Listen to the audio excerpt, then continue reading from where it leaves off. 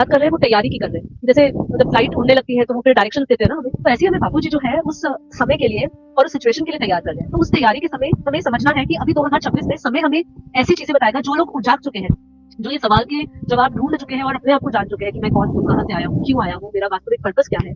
उनके लिए तो ठीक है, पर जो नहीं जागे समय उनको जगाने वाला है, 2026 की ऊर्जा उनको जगाने वाली है। तो उनके अंदर ये वास्तविकता से भरे हुए सवाल उठेंगे अभी कि क्या ये भगवान कर रहा है जो धरती पर हो रहा है। अगर भगवान कर रहा है और अगर हम भगवान की उस अनंत भगवान की जो ऊर्जा है उसका एक अंश हम है, तो भगवान हमें बचा क्यों नहीं रहा है। बहुत सारे अनगिनत प्रश्नों के जवाब लोग ढूंढना शुरू करेंगे और जहां पर ये सवाल उठेंगे वहीं पर आपके अस्तित्व का सवाल उठेगा, है ना। तो इसीलिए कई लोग अपने अस्तित्व के ऊपर सवाल उठाएंगे और कई लोग इसके बारे में सोचेंगे भी नहीं। तो हमें अपनी आत्मा की पुरानी स्मृतियों में लौटना होगा। ये शरीर भाव की स्मृतियों में नहीं लौटना पड़ेगा। जैसे शरीर में तो हम कई जन्मों तक आते रहे होंगे, जो दिव्य आत्माएं हैं उनका कई कम जन्म होगा, लेकिन वो भी जन्म मरण में तो आई है। तभी यहाँ पे कोई ना कोई कारण से भोग रही है, कोई पर्पसली भोग रहा है। किसी को धरती पर इसलिए भेजा गया कि वो ये सब देखे, अनुभव करे। जैसे कहते हैं कि हमें एक्सपीरियंस करने आए हैं, तो इसलिए वो एक्सपीरियंस करने आया है, वो एक्सपीरियंस करके चला जाएगा। बट यहाँ धरती की ऊर्जा में यहाँ पे एक ग्लिच है, यहाँ पे एक समस्या है। समस्या ये है कि धरती पर आके सब अपनी अपनी जो रियल ऊर्जा है उसको भूल जाते हैं। जैसे अनंत अपनी रियल ऊर्जा, आप समुद्र देख रहे हो, सूरज देख रहे हो, इसकी ऊर्जा से जुड़ना बहुत आसान है। क्यों? क्योंकि हम अपनी इंद्रियों के द्वारा इसको अनुभव कर सकते हैं, देख सकते हैं।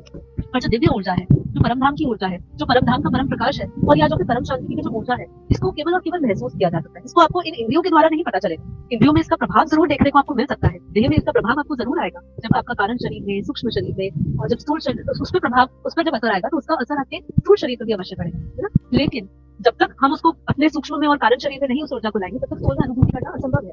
और वो ऊर्जा हमें कैसे महसूस होगी? जब तक हम उस ऊर्जा से जुड़ने का ज्ञान और उस ऊर्जा को नहीं लेंगे, खींचना पड़ेगा उस ऊर्जा को।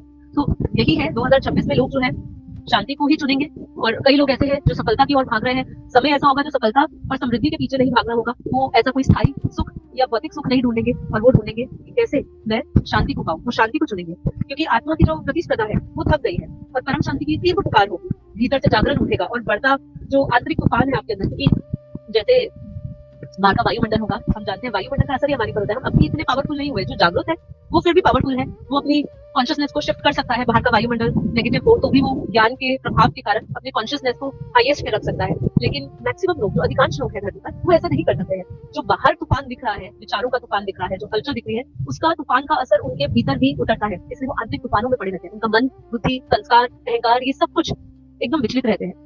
तो इसीलिए इस समय ये भीतर का जागरण होगा आत्म परिवर्तन की ओर। ये वर्ष 2026 जो है मुझे बहुत ही पॉजिटिव साइंस ऐसे लगते हैं। चाहे जितना कुछ भी धरती का वायुमंडल बन रहा हो, प्रकृति जैसा भी हमें नजारे दिखा रही हो, लेकिन 2026 आत्म परिवर्तन की ओर धकेलने वाला वर्ष बनेगा। आत्म परिवर्तन ही जो है, बापूजी ने कहा, आत्मज्ञान ही, आत्मरक्षा ही, यही सबको, इसी का ज्ञान सबको लेना होगा।